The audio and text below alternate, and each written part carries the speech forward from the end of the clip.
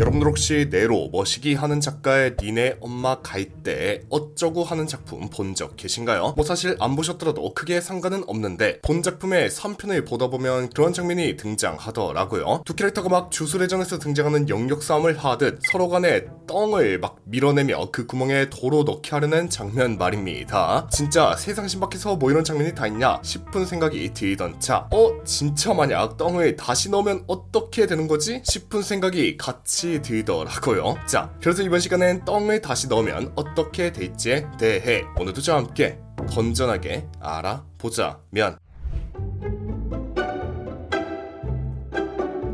일단 본 행위는 어쨌든 간 어떤 특정한 물체를 그 구멍에다가 집어넣는 행위랑 다를 바 없지 않습니까? 물론 그 물체가 많이 일반적이지 않다는 차이점이 있긴 하나, 그럼에도 불구하고 기본적으로 그 구멍이라 함은 입구가 아닌 출구죠. 근데 그런 곳에다가 미끄럼틀을 거꾸로 타고 올라가듯 억지로 뭔가를 밀어넣는다면 어떻게 되겠습니까? 뭐 당연히 점막 같은 게 찢어진다거나 하겠죠. 그게 이제 좀 잘못되면 치열의 출혈까지도 생길 텐데, 그래도 이건 어떻게 준비만 잘한다면야 괜찮을 겁니다. 허나 준비와 무관하게 뇌, 신경적인 문제 없이 생길 수 있는 게 소위 그 똥이 마려운 느낌, 그게 어디서 오는 건가 하면 그 구멍 주변의 똥이 일정 수준 참에 따라 그 벽이 늘어나고 이게 신경을 자극하여 뇌로 신호가 가기 때문이라 하거든요. 근데 어떤 물체를 걷다가 집어넣다 빼기를 정말 수없이 반복한다면 어떻게 되겠습니까? 신경의 입장에서 뭐야 왜 이리 많이 와, 몰라 그냥 무시할까 하게 되겠죠. 그럴 경우 반사가 둔해지며 진짜 똥이 차도 잘 못 느끼게 되고 만성 변비, 배변 장애로 이어질 수 있다고. 물론 이것들은 이제 꼭 똥만의 문제는 아니긴 합니다. 사실 뭐 손가락이나 펜이어도 다를 바 없긴 하죠. 그래서 이제부터는 똥을 넣음으로써 생기는 정말 유니크한 부작용들에 대해 말해보자면, 가장 먼저 장내 가스 축적 같은 문제가 있을 겁니다. 우리 몸은 기본적으로 한 방향으로 설계되어 있죠. 먹고 소화하고 똥을 만들고 가스를 배출하고 똥을 배출하고 이렇게 말입니다.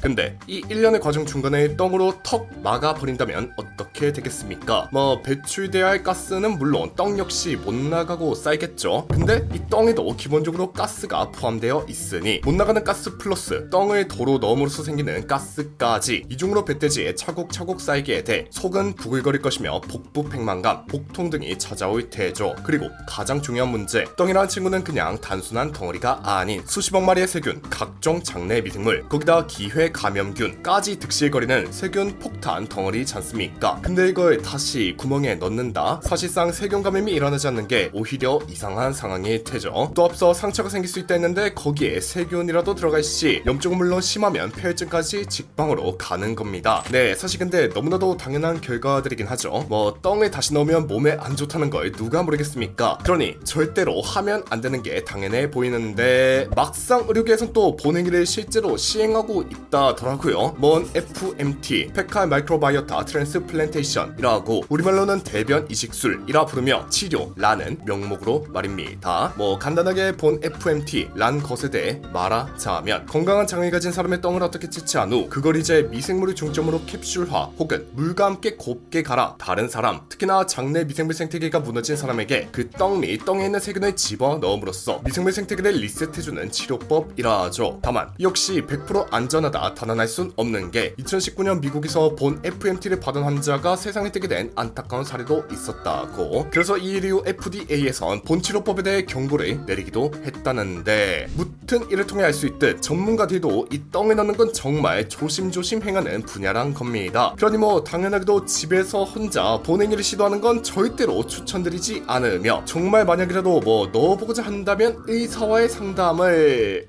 물론 FMT를 위한 상담이 아니라 정신건강의학과 쪽으로 해보시는 걸 강력히 추천드립니다.